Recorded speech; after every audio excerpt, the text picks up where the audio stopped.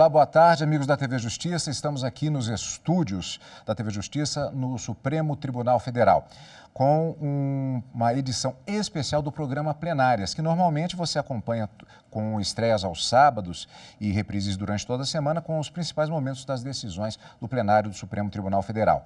Mas desta vez, o Plenárias, ele cumpre uma outra função da TV Justiça, que é fazer o acompanhamento de todas as questões envolvendo a crise mundial da Covid-19, o coronavírus.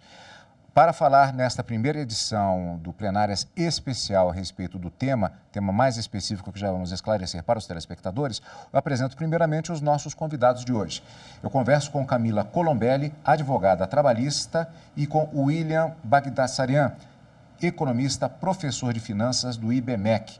E o nosso assunto é a mais nova medida provisória editada pelo governo, trazendo as alternativas trabalhistas para o enfrentamento da crise econômica provocada pelo coronavírus. Agradeço, antes de mais nada, a presença de ambos aqui nos estúdios da TV Justiça, exatamente no momento em que o que se pede mais é que não se saia de casa, e ambos vieram exatamente aqui para poder cumprir essa função da TV Justiça de passar informações.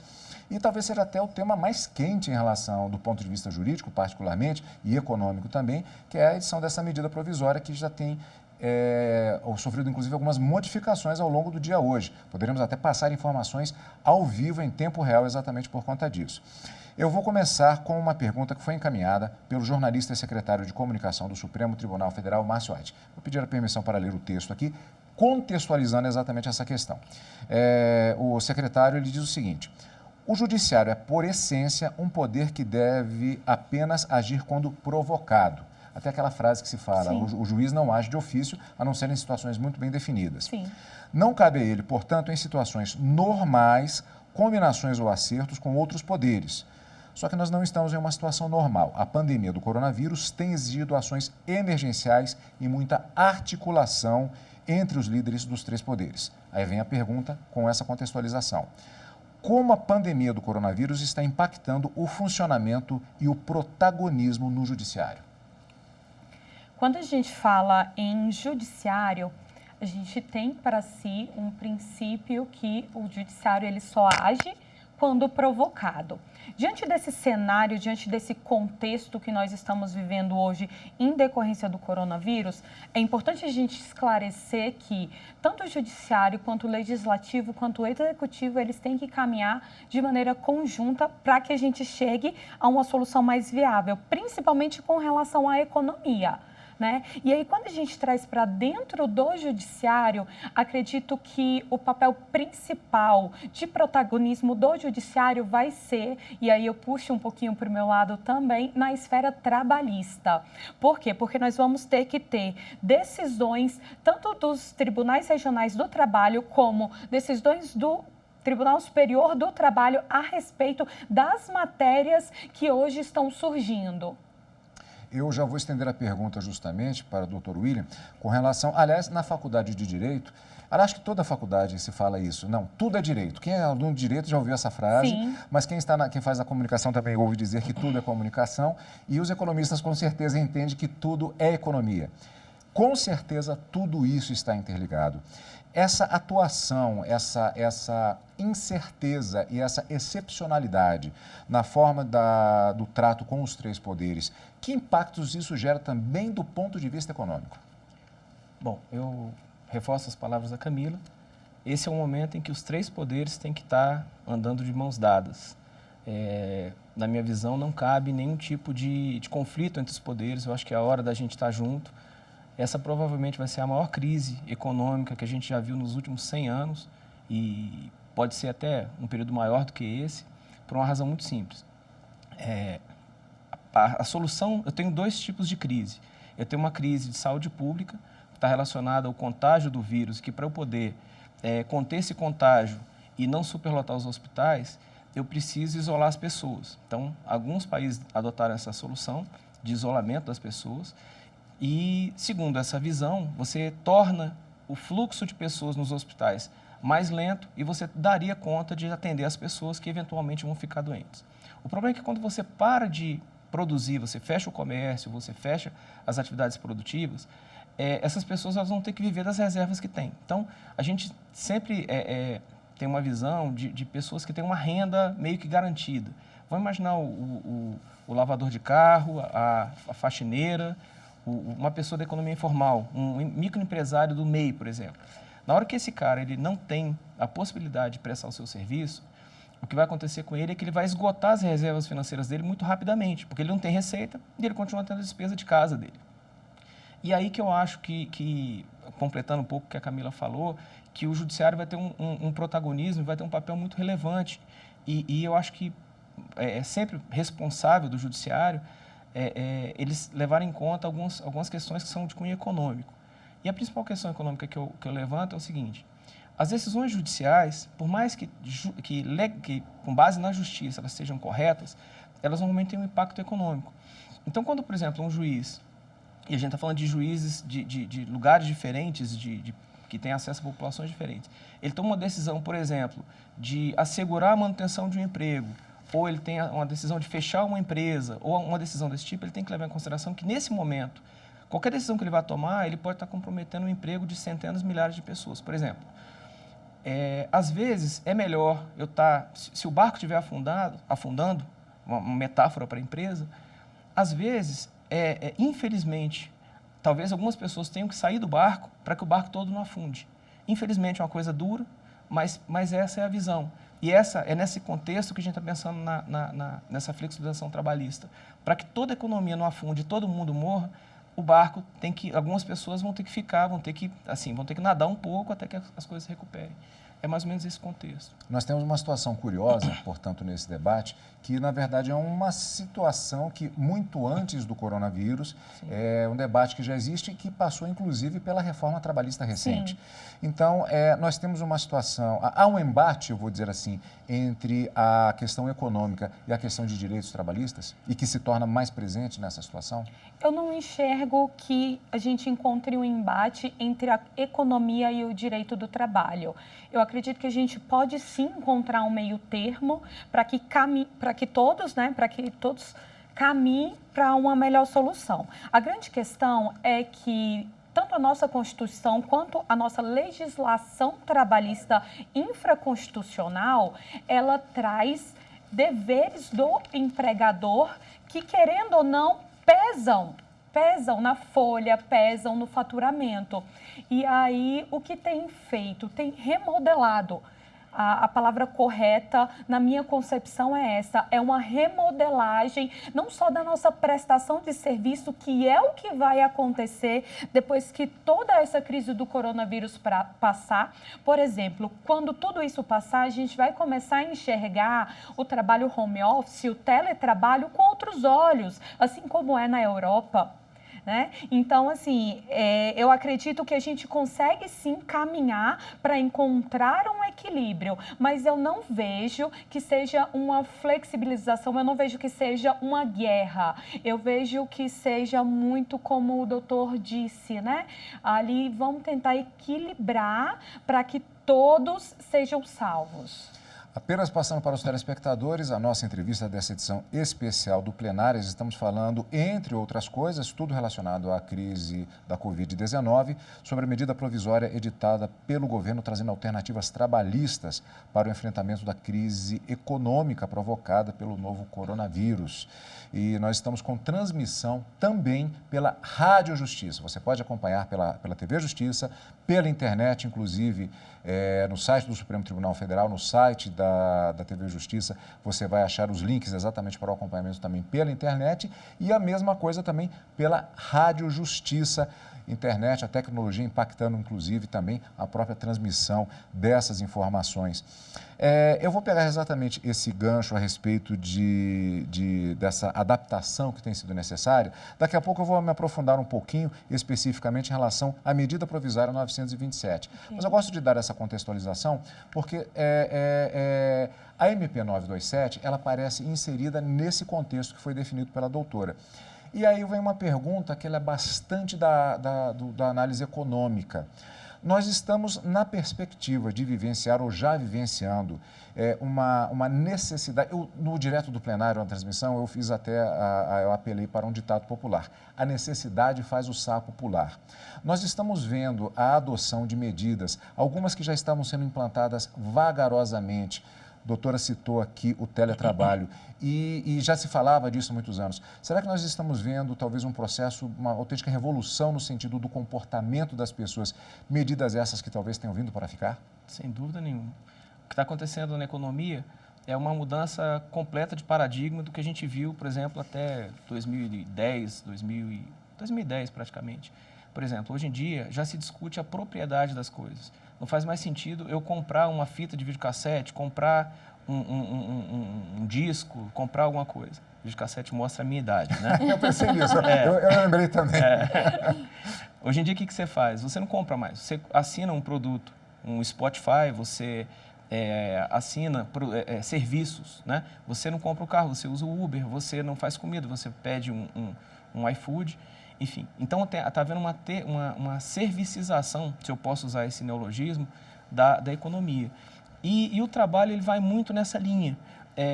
A legislação trabalhista ela foi feita, a doutora é especialista, eu estou falando do ponto de vista econômico, mas ela foi feita na década de 30 do século passado. É uma legislação trabalhista que ela foi feita em um contexto de relacionamento entre o empregador e o empregado que era completamente diferente do que é hoje.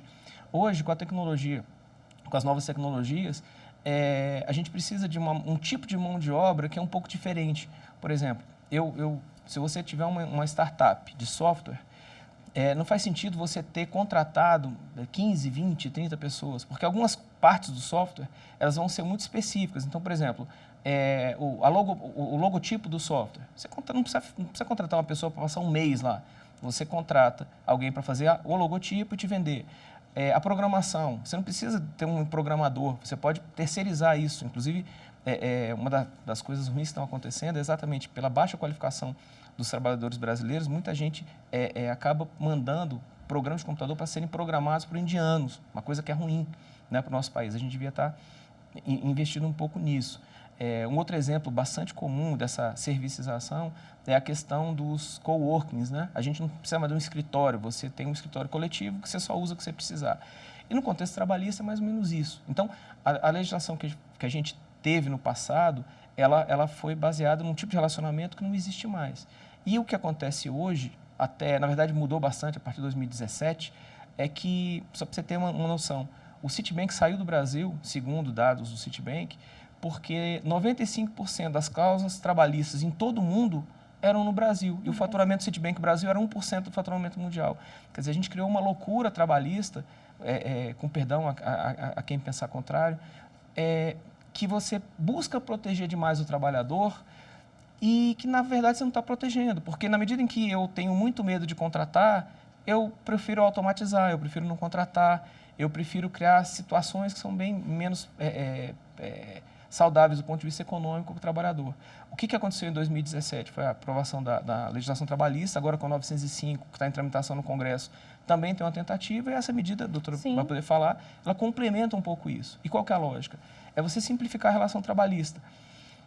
Na hora em que eu torno o direito do trabalhador mais, que eu, em tese, precarizo o direito do trabalhador, e há de fato uma precarização, o trabalhador acaba tendo menos garantias, eu aumento a possibilidade de contratar outras pessoas. Deixa eu dar um exemplo do ponto de vista dos tributos federais, assim, só para dar um número. Vamos imaginar que um trabalhador ganha R$ 1.500 por mês. Se eu pegar todas as obrigações trabalhistas, a gente vai chegar perto de outros R$ 1.500 por mês, tá? Porque a gente tem as contribuições previdenciárias, FGTS, contribuição sobre a folha, um terço de férias e tal. Então, é 1.500 que eu pago para ele, mais 1.500 que eu pago de outros tributos de forma distinta. Não seria melhor pegar esses R$ 1.500 no momento que a gente está em crise e abrir mão de um pedaço disso para que, sei lá, a cada 10 pessoas eu possa abdicar um pouco de tributo para poder contratar mais gente no momento de crise? Essa que é mais ou menos a racionalidade da 905, por exemplo, da MP 905. Ela flexibiliza as relações trabalhistas e ela dá um incentivo para que, em circunstâncias especiais, no caso da 905 foi a carteira verde e amarela, você contrate trabalhadores em uma condição menos garantida mas você contrata mais gente. É uma proteção menor para o trabalhador específico e maior para a classe de trabalhadores como um todo, né? Mas é uma visão que é muito particular, não sei se a Camila tem uma visão diferente. Eu tenho uma visão muito similar à sua, doutor, mas eu acredito que a gente precise fazer alguns pontos. Hoje, em que pese haver essa evolução na prestação de serviço, e aí eu concordo com o que você disse com relação à nossa CLT, a nossa legislação trabalhista ser uma legislação antiga, em que houve, né, uma evolução na prestação de serviço, a gente tem que lembrar que existem, por exemplo, as indústrias, né, as indústrias do agronegócio, as montadoras, que elas ainda prestam serviços como lá atrás. Então, eu concordo sim que a gente tem que evoluir em legislação, como foi a MP do contrato verde e amarelo, como foi a reforma trabalhista, mas a gente também tem que pensar e assegurar esses outros trabalhadores. Por isso que tem que haver o equilíbrio. Por quê? Porque se eu for pensar, se a lógica do meu raciocínio for apenas para aqueles trabalhadores que não são hipossuficientes, e aí quando eu falo hipossuficientes, são trabalhadores que ganham aí um salário mínimo por mês, e eu tenho propriedade para falar disso, porque eu já passei por indústrias, por agroindústrias, que nós tínhamos 3 mil colaboradores com essa média salarial. Então, quando eu falo de hipossuficientes, eu falo com essa margem salarial. Eu não falo daqueles trabalhadores que ganham 7, 8, 9, 10 mil reais por mês. Então, quer me parecer, na minha concepção, sim, houve uma evolução com relação à prestação de serviço, mas o Brasil, por ser ainda um país essencialmente agro, essencialmente de produção, nós temos que assegurar alguns direitos. Então, a palavra é equilíbrio. Olha, muita coisa aqui que eu já poderia puxar, mas eu vou ser obrigado, em função da nossa situação, a focar especificamente, embora que isso crie um contexto, na medida provisória 927. Vou começar aqui nesse sentido com o que talvez seja o ponto mais polêmico, que é exatamente a questão da possibilidade da suspensão do contrato de trabalho e do salário, o que está no artigo 18 da medida provisória e que foi uma possibilidade já revogada. Sim. Vamos, assim, analisar a medida em si. Como é que o setor, na área jurídica, encara no primeiro momento, embora já retirado do mundo jurídico, como é que foi recebida essa questão? Em todos os grupos de WhatsApp, advogados, juízes, procuradores do trabalho, sem sombra de dúvidas, a previsão do artigo 18 era inconstitucional. Era inconstitucional por quê? Porque retirar o salário do trabalhador, existem as normas específicas, existe um procedimento específico, tanto que o presidente da República agora, 1 hora atrás, mais ou menos, comunicou a revogação, né? Porque tem um processo legislativo para revogar. Que é uma situação curiosa também. Que é uma situação super curiosa. Nós tivemos, até interrompendo só para fazer essa janela, vamos voltar depois do tema, até agora a informação que se tem é que ele comunicou por Twitter que está revogando essa suspensão do contrato de trabalho e do salário, mas, na verdade, não houve ainda uma publicação nenhuma no sentido de que ela está revocada. Não houve, ou seja, o artigo 18 ainda continua vigente. Por quê? Porque para o artigo 18 ser retirado do mundo jurídico, existe o processo legislativo, ou seja, ou o Congresso aprova ou a medida provisória caduca, ou ele edita outra medida provisória. Então, nós temos um processo legislativo a ser respeitado aí com relação a isso. Então, em que pese ele ter comunicado a intenção de revogação do artigo no Twitter, ela ainda continua em vigência. E aí é bom a gente lembrar o seguinte, e eu vou até puxar o gancho para o doutor. A partir do momento que a gente tira do trabalhador 4 meses de salário, a gente tira a subsistência do trabalhador. E é por isso que a Constituição protege essa redução salarial ou essa licença para capacitação. Essa licença, ela é permitida? Sim, ela é permitida, mas existem os requisitos legais. para que ela seja, né, feita. Doutor, e aí eu queria que o senhor falasse, dentro desse aspecto, qual é a sua opinião, qual é a sua concepção sobre esse artigo, principalmente sobre a questão de retirada, né, da renda do trabalhador durante 4 meses. Doutor Willi, por favor. É o seguinte, no curso de microeconomia, lá no primeiro semestre, a gente aprende que os economistas são racionais, egoístas e insaciáveis, né? Porque as premissas da microeconomia, elas levam a gente a fazer essa brincadeira.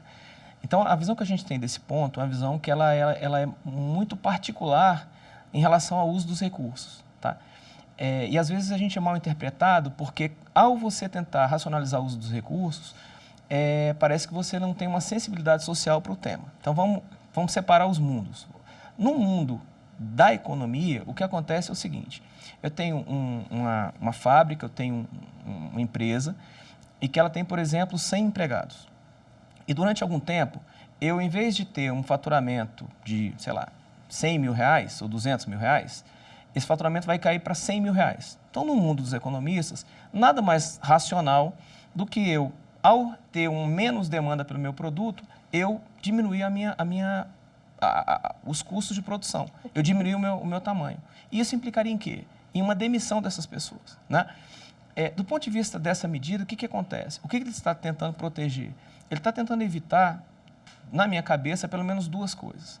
A primeira é a demissão do empregado, porque depois que você demite o empregado, a própria lei tem uma série de limitações para você contratar ele de novo. Então, eu fui demitir 100 empregados, eu não posso recontratá-los rapidamente, vocês conhecem mais que eu sobre isso. O segundo ponto está relacionado com a quebra da própria empresa. A doutora trouxe um exemplo do agronegócio, e eu não sou um agroprodutor, então assim, eu posso falar com uma certa isenção, pelo menos eu suponho, mas o agronegócio também se modernizou. O que eu quero trazer para vocês? Por exemplo, há uma série de pontos na legislação trabalhista que, para o agronegócio, são muito particulares e são, você olhando como economista, eles de fato têm uma certa distorção. Do ponto de vista humano, não. Do ponto de vista jurídico, talvez também não. Vou dar um exemplo. Eu contratei a doutora Camila para um trabalho temporário de 2 semanas. Eu não a conheço, acabei de contratar você para fazer um trabalho temporário no campo. Caso a doutora Camila, nesse período, fique grávida, eu sou obrigada a manter a doutora Camila, mesmo não tendo nada para fazer durante o tempo da gravidez, até ela voltar de licença. Do ponto de vista humano, isso é legítimo? Lógico que é, né? A doutora ficou grávida, a doutora tem todo o direito da sua subsistência, nada, como civilização, é razoável que a gente trate dela. Agora eu pergunto, como empresário, é justo que numa relação trabalhista temporária, definida temporariamente, esse evento aconteça? E às vezes você nem sabe. Às vezes, a doutora Camila terminou o contrato, tempos depois ela aparece com essa causa na justiça e ela ganha, porque, se eu não estou enganado, isso é uma súmula do TST, que ela traz essa questão do contrato temporário no agronegócio. Por que eu estou falando isso? E aí, puxando para 927, para não sair muito dela. O que a 927 está tentando fazer é o seguinte: ela tem um olhar menos para o empregado específico e mais para a força de trabalho como um todo. Na medida em que eu reduzo os custos para toda a classe trabalhadora, para todos os 103, 104 milhões de trabalhadores no Brasil, eu consigo que uma parcela menor fique desempregada. Na medida em que eu sou obrigado a reduzir meu custo, eu sou obrigado a dispensar, o que vai acontecer são 2 coisas. A primeira, o cara vai ficar demitido em vez de ficar temporariamente fora. E a segunda coisa é que as empresas, por conta de todos os custos trabalhistas da demissão, elas vão ter menos capital de giro e a chance de elas quebrarem é maior. Ou seja, ao final da crise, ao final do período de quarentena, ao final do período que a gente vai ter que lidar com essa questão do isolamento, a gente vai estar numa situação econômica muito pior. Os efeitos de longo prazo serão muito maiores. Aí vamos voltar. Do ponto de vista político ou do ponto de vista jurídico, faz sentido o que eu estou falando? Fala, não. Do ponto de vista político, por exemplo, eu imagino que deve ser muito complicado para qualquer presidente, qualquer ministro, para qualquer deputado, senador, o que quer que seja, justificar, não, amigo, é o seguinte, você, na verdade, não é ficar sem salário, você vai ficar em casa 4 meses, como se fosse uma licença, sem receber remuneração. Eu entendo que é complicado do ponto de vista político. Do ponto de vista jurídico é pior ainda, né? Porque tem toda uma legislação, a gente tem acordos internacionais, eu entendo isso. Agora, vamos ter um pouco de tentar trazer uma racionalidade econômica. Tá? Não pensa no trabalhador específico. Por exemplo, eu tenho uma faxineira lá em casa. a minha faxineira, ela não vai lá para casa porque eu tenho filhos pequenos e a minha esposa tem medo de, no trajeto, ela se contaminar e trazer para meus filhos. Eu tenho uma mãe que já é idosa. E aí, ela vai ficar desamparada? Você percebe que, se eu penso individualmente, a decisão nunca é no sentido de fazer esse tipo de medida. Mas quando eu penso na população como um todo, eu consigo salvar, talvez, assim, milhões de empregos, tá? Com esse tipo de medida. E sem querer ser catastrofista, viu, Cadu? Depois você me cobra se eu estiver enganado. A crise que está vindo por aí, para mim, vai ser uma crise assim, de proporções gigantescas. Assim. Vai ser vou, só para lembrar, inclusive, esse artigo 18, embora juridicamente falando, do ponto de vista formal, esse artigo 18 que trata dessa questão, ele não foi revogado seguindo o trâmite, mas houve o anúncio pela Presidência da República, pelo Presidente da República via Twitter, de que essa possibilidade ela está revogada. Eu tenho certeza que gostariam de comentar um pouquinho mais a respeito disso. Aliás, acho que esse tema específico dá um programa inteiro, mas antes nós vamos à redação da TV Justiça, porque a consultora jurídica da TV Justiça, Karina Zucolotto, está lá e tem uma pergunta para encaminhar aos nossos convidados de hoje. Olá, Karina, boa tarde para você. Qual a pergunta que você tem para encaminhar para a gente hoje? Olá, Cadu. Muito prazer aos convidados que estão aqui com a gente hoje. É um prazer recebê-los aqui na TV Justiça. E, diante desse tema bastante polêmico e muito recente ainda, que deve dar muita discussão no âmbito tanto doutrinário como pelos tribunais, é uma questão que ainda pode chegar aqui no Supremo Tribunal Federal, sem dúvida alguma. Eu vejo toda essa modificação e essa nova medida provisória editada como uma forma de modernizar o direito do trabalho, mas, sem dúvida alguma, a gente tem que lembrar que a Constituição Federal, lá no artigo 7º, estabelece quais são os direitos dos trabalhadores rurais e urbanos, que são considerados cláusulas pétreas pela jurisprudência do Supremo Tribunal Federal, mas que podem, sim, ser minimizados diante de uma justificativa, ou seja, é possível que haja uma redução do núcleo essencial desses direitos, e o que a medida provisória vem é justamente justificar nesse estado de calamidade e nesse estado de emergência da saúde pública a necessidade de flexibilizar alguns contratos e traçar essas medidas. Mas, diante de tantas inovações, teletrabalho, férias coletivas antecipadas, enfim, eu pergunto para a doutora e para o doutor que estão conosco aí no estúdio, será que uma redução da jornada de trabalho e a redução salarial nesse momento não seriam medidas menos invasivas, previstas na Constituição e que poderiam, de uma certa forma, dar uma equilibrada nesses contratos de trabalho? Com você, Cadu. Obrigado, Karina. Doutora. Eu acredito que seja uma das melhores vias. Por quê? Porque a partir do momento que eu tenho uma redução de jornada, eu tenho uma redução de salário e aí eu vou ter uma subsistência para o trabalhador, eu vou conseguir equilibrar a economia, né? Lembrando que a gente tem esse viés, tem essa possibilidade, a gente tem a possibilidade do teletrabalho, a gente tem a possibilidade do home office e a gente tem a possibilidade também, como aconteceu em outros países, e aqui eu dou exemplo da França, em que o Estado francês vai custeou parte dos salários dos trabalhadores. Para quê? Para que não houvesse uma caída tão grande na economia e para que as empresas também conseguissem se sustentar diante da crise. E aí eu concordo com o que o senhor disse, acredito que vem para a gente uma crise sem precedentes, uma crise que a gente jamais viu, mas é necessário também que a gente olhe para o todo, mas que a gente olhe de maneira individual. Então, será que de maneira individual essa questão da redução da jornada com a redução do salário não seria também um ponto muito mais viável? Doutor, eu não gosto de usar a expressão se seria uma solução salomônica, porque, na verdade, a solução salomônica ela tinha uma outra finalidade, porque, no final das contas, o bebê ia ser cortado no meio. Então é um pouco perigoso, mas seria uma possibilidade, um tipo de situação que atenderia às questões constitucionais, inclusive, e, ao mesmo tempo, atenderia uma demanda econômica? Eu acho que sim. Na verdade, o que eu acho que a MP trouxe, ela tem algumas sutilezas ali. Primeiro que essa questão da redução de carga de trabalho com salário, eu acho que ela já é abarcada pela própria reforma trabalhista de 2017, né? E a própria 905 também traz um pouco dessa questão do acordo coletivo, dos acordos valerem sobre a própria legislação, com exceção da Constituição. E essa MP trouxe uma sutileza que a doutora pode depois comentar, que é o seguinte: ela traz que o acordo individual, trabalhador e patrão, não mais o acordo coletivo, mas sim o individual, passa a valer. Então, essa questão da redução de jornada com redução de salário, eu vejo com muitos bons olhos. Na verdade, deixa eu trazer um elemento econômico para vocês, só para... Eu sei que eu estou na TV Justiça e aqui a pegada é jurídica, mas a gente traz uma pimentinha econômica, né? Que é o seguinte, atualmente, só para vocês terem uma noção, a gente tem alguma coisa como 102, 103, 104 milhões de trabalhadores, dependendo da época do ano, dependendo da economia. O resto são crianças ou idosos, tá?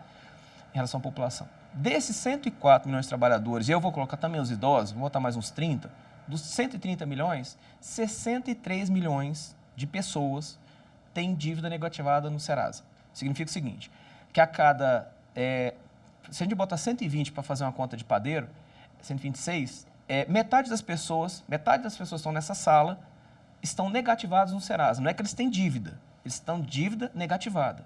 A pessoa que tem uma dívida negativada, o que acontece com ela é que ela não compra crédito. Quando eu não compro crédito, eu não compro televisão, eu não compro carro, não compro geladeira, não compro nada que eu tenha que dividir. Às vezes ela perde até o cartão de crédito. Quando você tem essa situação aqui, você torna a economia, a capacidade de recuperação da economia muito mais lenta, que é o que aconteceu, que estava acontecendo até o começo do mês. Então, soluções como a que a nossa consultora trouxe, de manter o emprego, eu vejo com muito bons olhos, porque ela mantém o cara empregado e aquelas pessoas que estiverem empregadas, mesmo que recebendo um pouco menos, elas vão ter uma chance maior de não ficarem negativadas ou até recuperar a sua própria solvência financeira junto aos órgãos de controle de crédito, né? Então, eu vejo com muitos bons olhos, mas a sensação que eu tenho é que essa já é uma solução abarcada pela legislação que já existe. Talvez a sutileza foi possibilitar que o empregado e o empregador negociem um a um.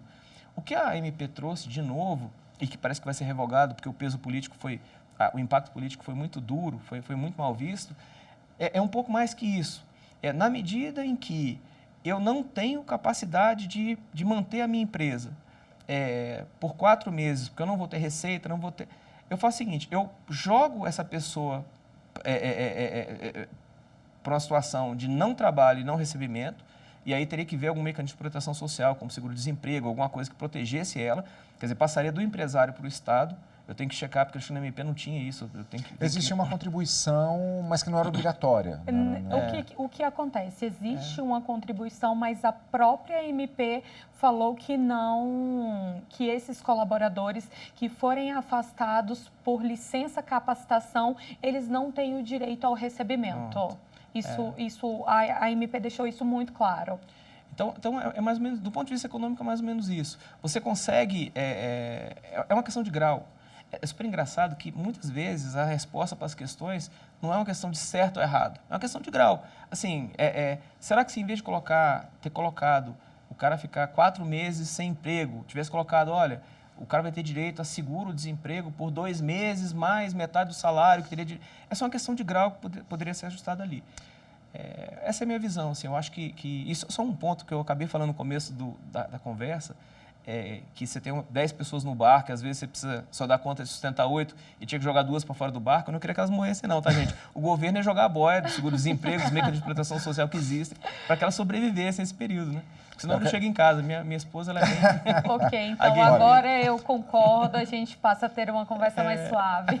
De qualquer maneira, nós vamos para o intervalo agora e, inclusive, porque daqui a pouco nós voltamos com a continuação da sessão plenária do Supremo Tribunal Federal, que você está acompanhando, reprise que você sempre acompanha aqui, as sessões ao vivo e também as reprises do direto do plenário. Rápido intervalo e já voltamos com essa edição especial do Plenárias, aqui na TV Justiça.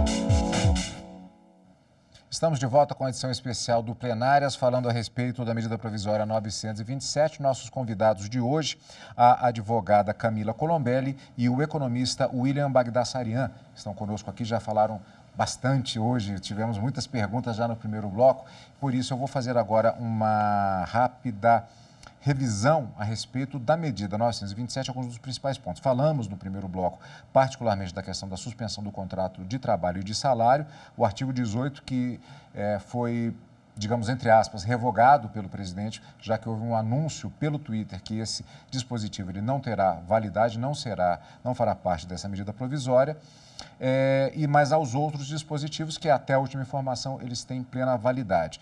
Seriam eles a medida trata do chamado teletrabalho, o trabalho à distância, o chamado home office, embora aqui no caso o home office é muito uma designação Sim. do local, o teletrabalho seria a designação, me corrija se eu estiver errado. Certíssimo. Está certinho, né? Certíssimo. Que é justamente o regime, a forma de se trabalhar.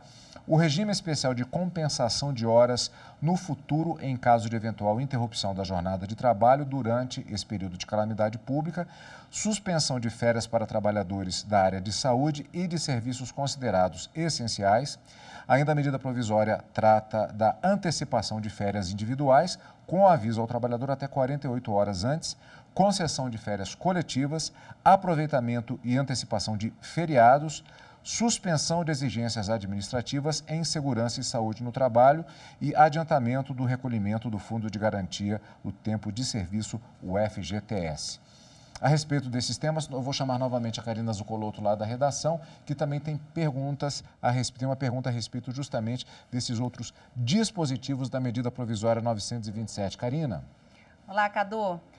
A pergunta aqui é a seguinte, eu acho que seria, na verdade, não uma pergunta, talvez uma sugestão de debate a ser implementado aí nos estúdios da TV Justiça, no sentido da extensão dessa medida provisória, porque são situações inovadoras que a gente já comentou e vimos aí entre os debates no primeiro bloco, mas entendo que a medida provisória ela foi editada por um lapso temporal determinado, enquanto houver esse período de calamidade pública previsto lá no decreto legislativo que foi editado recentemente, com previsão de término para 31 de dezembro. A pergunta que eu faço é justamente a seguinte, é uma medida provisória, para ela se tornar lei, ainda que seja uma lei temporária, tem que ter uma tramitação e uma conversão dessa medida provisória em lei no Congresso Nacional, mas enquanto isso ela produz ainda os seus efeitos. A pergunta que eu faria é, para os nossos entrevistados, de todos esses pontos, tirando o artigo 18, que a gente já falou, que em tese será revogado pelo presidente da República, quais são os pontos mais sensíveis da medida provisória que poderiam ser alvo de uma ação direta de inconstitucionalidade aqui no Supremo? Doutora. Eu acredito que o ponto mais sensível seja a questão do negociado, né? Da possibilidade, da viabilidade da empresa, do empresário negociar diretamente com o trabalhador temas que que estão na medida provisória e não foram abarcados lá na reforma trabalhista. Então, em um aspecto jurídico, em um aspecto processual, quando a gente olha a medida provisória de cima e aí tirando o artigo 18, que esse vai ser motivo de debate aqui a tarde toda, eu acredito que é a questão mesmo da possibilidade de negociar em conjunto somente o empresário e o colaborador. Doutor William? Eu acho que esse ponto é um ponto sensível, mas tem que lembrar que é aquilo que a gente falou no começo. Provavelmente está tendo uma discussão de alto nível entre os poderes. Provavelmente o presidente Bolsonaro, o presidente Rodrigo Maia, o presidente Alcolumbre, o Toffoli, eles estão imbuídos do mesmo espírito público. E talvez, num contexto muito específico, de forma muito localizada, se entenda, né, do ponto de vista jurídico e político, que tempos especiais requerem medidas especiais. E que como essa medida ela tem uma característica muito interessante, porque como ela cita nominalmente a calamidade pública e a questão do Ministério da Saúde, mesmo que ela seja aprovada, porque ela tem aquela eficácia limitada, né, como qualquer medida provisória, mas mesmo que ela seja aprovada, ela está limitada pelo próprio escopo dela. Então, ela é muito conjuntural para essa crise. Eu concordo que pode ser trazido para o Supremo, eu estou imaginando que isso é fruto de uma negociação de alto nível que deve estar acontecendo. A gente espera que nossos líderes liderem, né? É isso que a gente espera. A gente vota neles para isso. E agora tem um ponto que eu acho que é que ele é secundário, mas do ponto de vista técnico pode trazer algum questionamento. Talvez a doutora pudesse esclarecer. Ele flexibiliza algumas obrigações de saúde e de segurança, exame admissional e tal. Por mais que eu entenda isso como uma coisa mais administrativa, o exame admissional e demissional, por ser um direito ligado à segurança, talvez possa ser questionado. Não sei se é um ponto relevante, né? A questão relacionada à saúde e segurança do trabalhador, ela é uma questão trazida pela Constituição Federal, né? A gente tem que partir desse pressuposto, mas quando a gente olha essas questões de cima, a gente tem um contexto atrás. Por quê? Porque já foram várias normas, né, que regulamentavam essas questões de saúde e segurança do trabalho, elas foram modificadas e elas foram revogadas. Então, quando eu olho para essa questão de cima, em um ambiente macro, não micro, eu vejo que aí está o menor dos problemas. Por quê? Porque o empresário, a empresa, ele sabe que a atividade dele é enquadrada ali como insalubre ou como perigosa e tem a obrigatoriedade de fornecimento de EPIs. Agora, quando a gente fala de um exame admissional, de um exame demissional, talvez a complicação maior seja para aqueles casos em que o colaborador está retornando de licença do INSS para saber se ele está apto ou não a retornar às atividades da empresa. Então, um ponto mais sensível, eu não vejo que seja esse. Eu vejo mesmo a questão de negociar o trabalhador e a empresa, um ponto muito sensível. Tanto que foi um ponto sensível na reforma trabalhista. Foi um ponto, a reforma trabalhista de 2017 trouxe essa viabilidade para algumas matérias e aí foi um ponto muito discutido. Eu gostaria de insistir numa questão que foi levantada exatamente pela Karina, que é a questão do tempo. Aliás, temos aquele brocardo jurídico, tempo regit acto. Sim. E, quer dizer, um ano não dá um ano, mas até 31 de dezembro, né? E muito tem se falado a respeito dessa curva do coronavírus. E eu tenho a impressão que essa curva acabou se tornando um gráfico econômico com grande repercussão e que tem consequências jurídicas. Então, a minha pergunta é, até vindo para cá já estava se falando que há uma expectativa no sentido de que, na verdade, o pior do ponto de vista de saúde está por vir. Vou dividir a pergunta em duas questões. A questão jurídica. O provisório, que pode, a Karina falou, até se tornar lei. A questão de medidas que seriam de caráter temporário. Quais os efeitos disso do ponto de vista jurídico? Já vou adiantando também. A economia, ela tem condições de suportar as medidas na formatação que ela tem agora ou haveria necessidade de uma adaptação durante um período tão aparentemente longo? Pergunto se é um período tão longo assim. Então, esta aí é a pergunta feita dividida em duas partes. Do ponto de vista jurídico, quando a gente olha para a medida provisória, e aí o doutor ele conseguiu explanar com muita propriedade, ela tem um começo e ela tem um fim.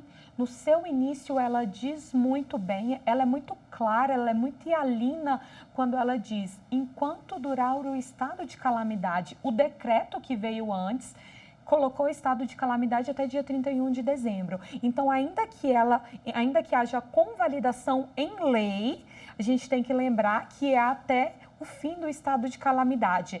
Caso haja a intenção ou a vontade de se prolongar essas medidas, há necessidade de outra tramitação legislativa.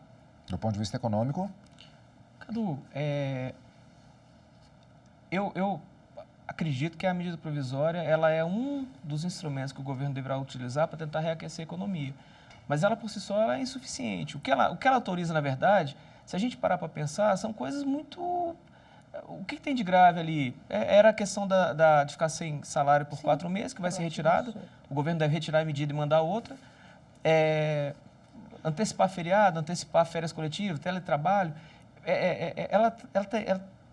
Ela traz muito mais uma questão de flexibilizar o pequeno empresário para poder lidar com a sua pequena mão de obra e dar uma resposta rápida ao que vai surgir nas próximas semanas, do que uma grande reforma trabalhista. Na minha opinião, o governo deve vir, e aí que vem uma tensão, me permite desviar um pouquinho do tema, rapidamente, a gente já vinha numa situação de quase insolvência fiscal. A gente tem uma situação em que a despesa obrigatória ela crescia muito mais rápido do que a receita. Então, a gente está tendo o que a gente chama de compressão da despesa discricionária.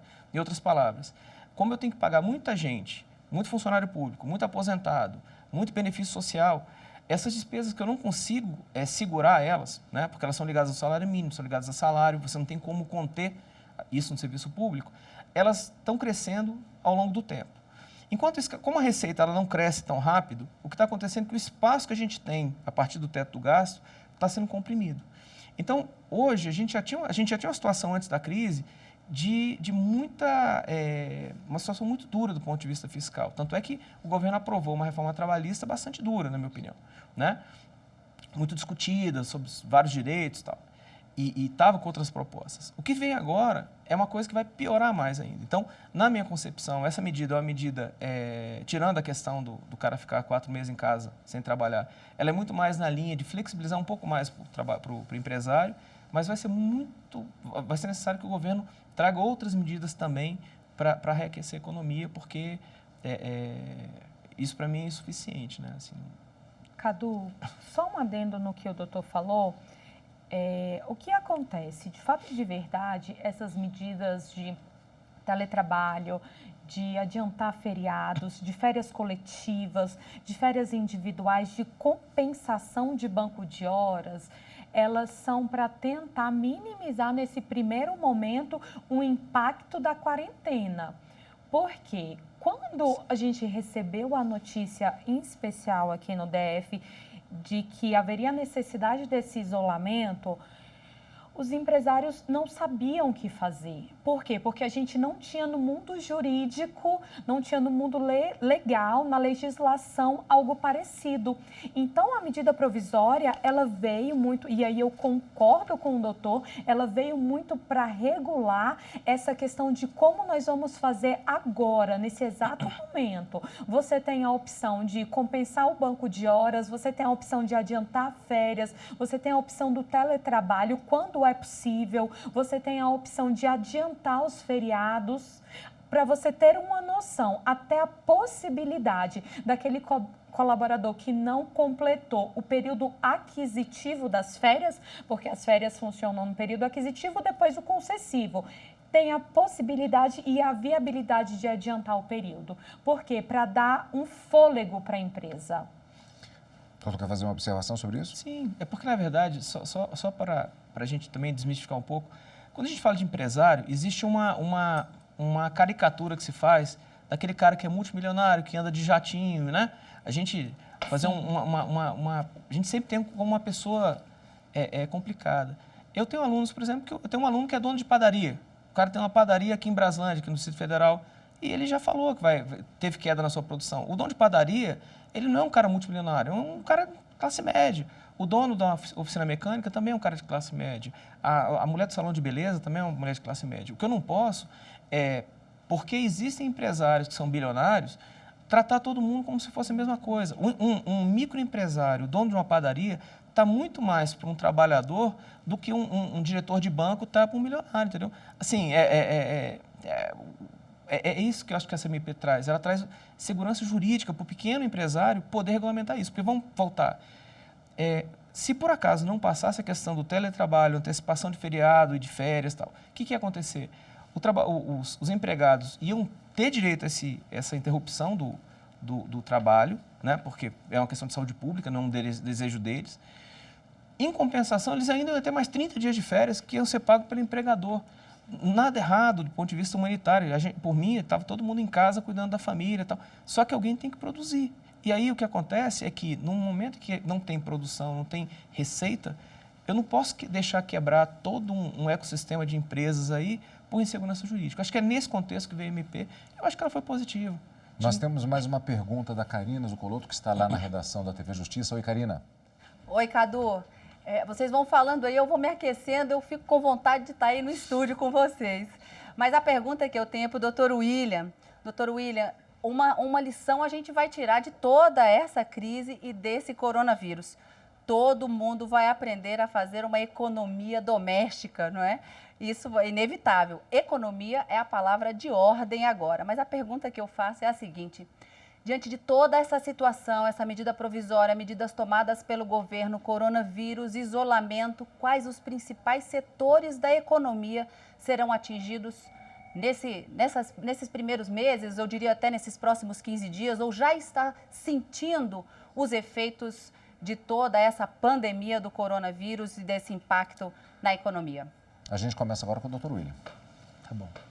Bom, tem setores que já começaram a demonstrar a sua fragilidade, notadamente as companhias aéreas, o setor do turismo, o setor do lazer, né? Os cinemas são fechados, os teatros, os restaurantes também estão fechados. Na medida em que as cidades forem expandindo esse cordão sanitário para que as pessoas não tenham contato, todo o comércio vai sofrer isso aí. Mas tem um setor em especial que eu estou especificamente preocupado e que ninguém está falando por enquanto, e que é um setor que pode colapsar, na minha opinião, em 2 ou 3 semanas, talvez 4 semanas, se não tiver um apoio, que é o setor dos planos de saúde. Por que eu estou falando isso? Se você pegar o histórico dos planos de saúde até janeiro, poucos planos estavam com a situação de solvência, assim, que você podia dizer, não, o plano está redondo. Assim. A maior parte deles estava com ajuste ou outro, já estava reduzindo acesso a alguns hospitais. O plano de saúde, por exemplo, que eu faço parte, alguns hospitais já não são aceitos, né? A gente tem que ir para hospitais específicos. Tal. O que vai acontecer agora com o coronavírus? Nenhum de nós aqui, se Deus quiser, tem um coronavírus. Mas bastou você dar uma tosse, você vai falar, cara, eu vou no hospital para ver a minha tosse. Aliás, é contra o que o Ministério da Saúde fala, né? Tossiu, não faz nada não, espera ter febre e dor no corpo. Mas você vai no hospital. Aí você vai no hospital, o médico vai pedir um exame. Então, você vai fazer um exame. Então, se for no hospital, vai fazer um exame. Se você tiver com febre, vai te dar um medicamento.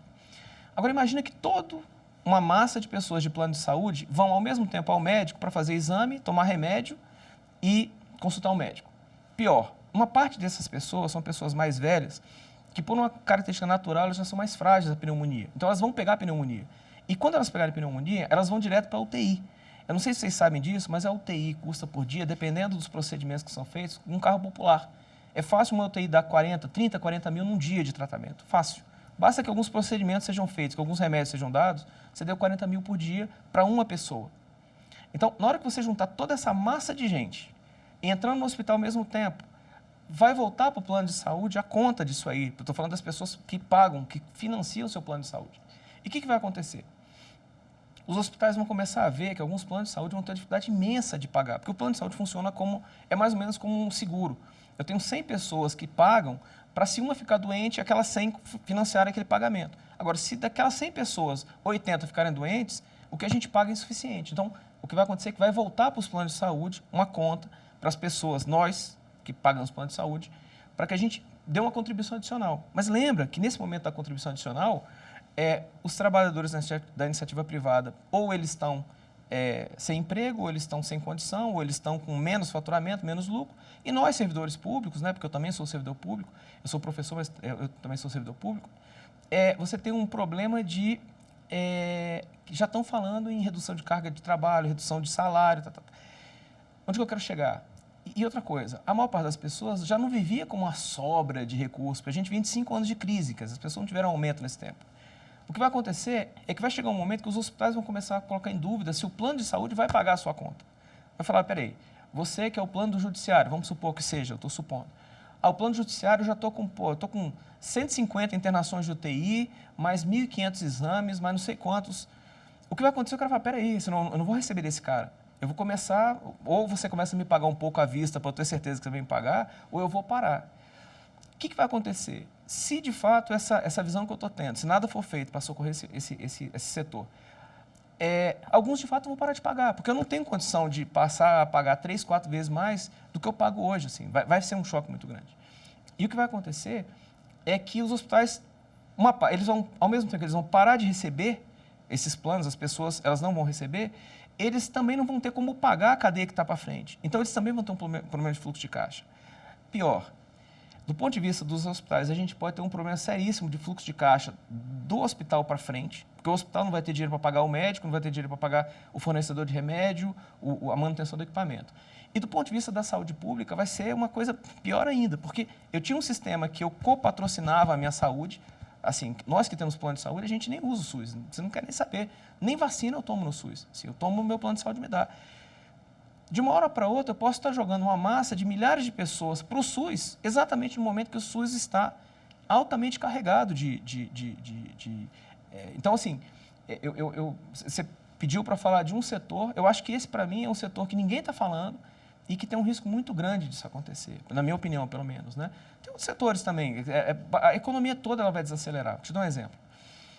Não adianta a Honda ter um Honda Civic todo prontinho se o vidro do Honda Civic vem do Japão, não tiver. O Japão parou a fábrica de vidro do Honda Civic, parou, não tem como entregar. A fábrica brasileira trabalhou o Honda até o final, falta só o vidro. Mas você não aceita Está um carro acontecendo, sem na verdade. Tem produto que não está entrando no mercado porque falta peça. É isso. Então, o que as pessoas não percebem, principalmente que não tem uma vivência um pouco maior, é o seguinte.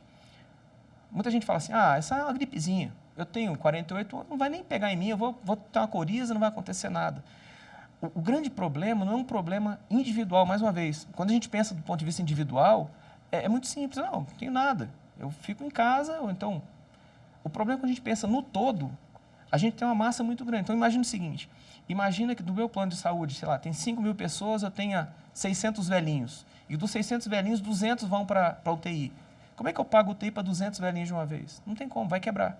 Mais ou menos esse é o desenho, entendeu? Não estou querendo ser catastrofista não, tá? Estou só tentando trazer um pouco mais de informação. Na verdade, eu tinha uma pergunta até para encerrar, já até a gente não está encerrando ainda, mas eu já tinha imaginado o seguinte, se no final das contas fazer uma referência cinematográfica, se a gente tem uma perspectiva de qual dos mundos, do Blade Runner ou The Walking Dead, né? Mas deixa essa para o final daqui a pouco. Antes eu gostaria de insistir nessa questão dos planos de saúde, porque alguém pode imaginar assim, não, mas isso é uma questão relacionada à legislação do ponto de vista do atendimento de saúde, até constitucionalmente falando.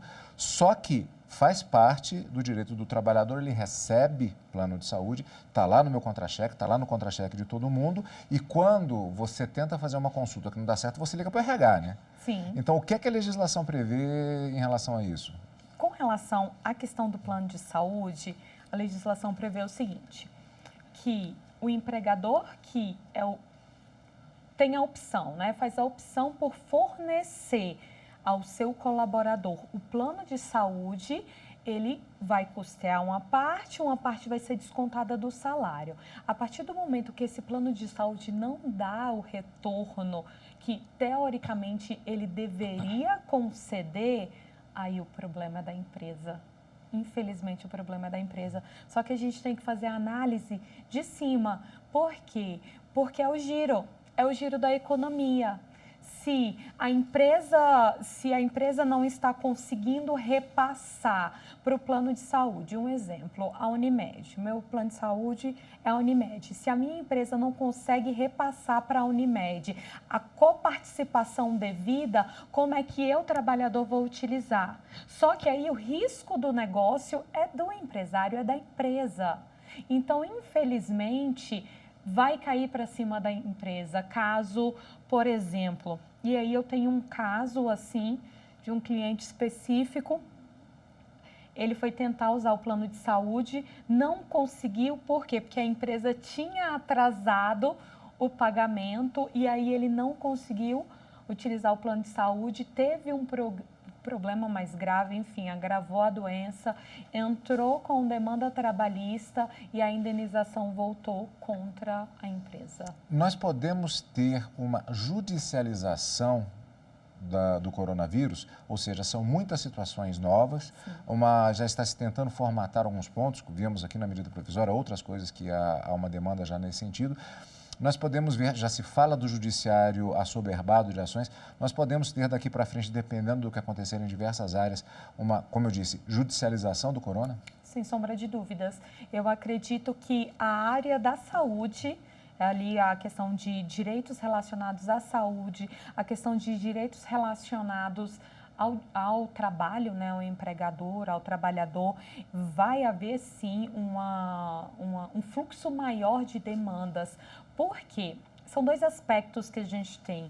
Infelizmente, hoje no Brasil, o empresário, a empresa, ele não está acostumado com algo que a gente chama de advocacia preventiva. Ele tem um departamento pessoal, ele tem um RH que lê a medida provisória, mas lê a medida provisória por cima, sem a interpretação jurídica da medida provisória e que segue o caminho executando da maneira que acha melhor. E aí o colaborador sai da empresa, encontra o advogado fala, não, isso aqui está errado. Então, a visão que eu tenho e o conselho que eu tenho para dar para todos os empresários, tenha uma assessoria jurídica. Tenha uma assessoria jurídica. Por quê? Porque você vai conseguir executar, você vai conseguir colocar no papel o que a medida provisória traz, que pode te ajudar, te beneficiar, mas que isso não vire contra você. Porque de fato e de verdade, quando tudo isso passar, quando as execuções de maneira equivocada começarem a aparecer, as execuções que eu digo internas de departamento pessoal e RH começarem a acontecer, o judiciário vai sim ser acionado. A economia, na verdade, assim como o direito, né? Muita gente, quando fala assim, advogado, assim como o doutor fez aquela brincadeira com relação... Como é que é mesmo a expressão dita com relação aos economistas? Racionais, egoístas e insaciáveis. Existem piadas também igualmente em relação aos advogados, Sim. como aquela do coração, que o advogado não tem coração, aquela coisa. Só que, na realidade, tanto o direito quanto a economia são ciências que estudam muito profundamente o comportamento humano. Então, eu até faço já puxo aquela questão. Essa situação toda que a gente está visualizando, fazendo a referência cinematográfica. O senhor acredita que, do ponto de vista do comportamento humano, a gente caminha para o Walking Dead ou caminhamos para um Blade Runner? Embora que o Blade Runner também é um mundo meio sombrio, né? Mas o que o senhor acha? Blade Runner é um filme melhor, né? É melhor, é melhor. Walking Dead, eu sou da época com Harrison Ford ainda, né? Exato. Não, eu queria trazer uma palavra que eu acho que é importante nesse momento. Eu acho que nenhum dos dois, para responder a sua pergunta objetivamente. A palavra é serenidade. O que acontece? A gente está vivendo um momento, não só no nosso país, como no mundo todo, de muito tensionamento, né? As pessoas, elas perderam a capacidade de diálogo. É engraçado que eu brinco que a gente andou um passo para trás na linha civilizatória, né? Porque a cordialidade, ela faz parte de uma evolução civilizatória para que a gente possa discutir as nossas diferenças e chegar à conclusão que um ponto não é exatamente o que eu quero, a gente vai conviver e a vida vai continuar. E hoje, por uma série de razões, muita gente reclama, culpa as redes sociais, né? Porque as redes sociais deram voz a todo mundo. Então, por exemplo, você fala uma matéria, se por acaso vem um cara lá do interior do estado pequeno do Brasil, ele vem e te esculhamba como se você fosse a pior pessoa do mundo, às vezes te ofende pessoalmente. E as pessoas culpam isso. Então, a palavra que eu acho que é serenidade. A nossa consultora da redação, ela falou uma coisa que ela, com a sensibilidade dela, ela conseguiu ver uma coisa que é relevantíssima. Não é o momento de gastar dinheiro com besteira. O momento agora, todos nós, sejamos pessoas físicas ou jurídicas, especialmente as pessoas jurídicas, e especialmente as pessoas jurídicas pequenas, é hora de você segurar seu dinheiro, é hora de você pensar muito bem no que você vai gastar, porque os próximos meses vão ser meses bastante complicados. Do ponto de vista das pessoas jurídicas, é o capital de giro que a gente está falando. Tá? Tenha muito cuidado com o capital de giro. Não é hora de reforma, não é hora de inovar, do ponto de vista de mudar layout e tal. É hora de você pilotar o seu caixa, tomar muito cuidado com o que você vai gastar e também, eu falei da inovação, mas talvez buscar fontes alternativas de receita. Por exemplo, o empresário que é dono do restaurante, talvez seja a hora dele ir, de fato, para o iFood da vida, para uma teleentrega. Talvez seja a hora dele, de repente, dar um curso virtual do restaurante dele. É uma coisa diferente para trazer receita. Voltando à tua pergunta, Walking Dead ou Blade Runner, eu acho que os próximos meses vão ser meses duros, mas se a gente fizer tudo certinho, com coordenação entre os governos, a gente vai conseguir sair. A gente sempre saiu, né? Vai ser mais uma que a gente vai sair, mas vai sair mais rápido se a galera lá de cima, os nossos líderes, liderarem, né? Assim, se o nosso presidente, o nosso presidente aqui do Supremo, os presidentes do Congresso, se eles fizerem a parte deles, eles estão fazendo, eu tenho certeza que a gente vai conseguir sair do outro lado. Doutora, eu vou pedir desculpas porque o nosso tempo está esgotado, mas eu acho que as palavras foram bastante pertinentes, eu acho que a gente já pode encerrar de qualquer maneira. Muito obrigado, queria agradecer pela sua participação. Obrigado também, doutor, pudemos falar a respeito destas questões. É uma página em branco que talvez se apresente à nossa frente, cabe a cada um ter o seu papel no sentido de que sejam belas páginas, apesar dos tempos difíceis que se apresentam. A gente vai encerrando por aqui essa edição especial do Plenárias. Você retorna agora à programação da TV Justiça com a continuação da reprise da sessão plenária do Supremo Tribunal Federal no Direto do Plenário aqui na TV Justiça.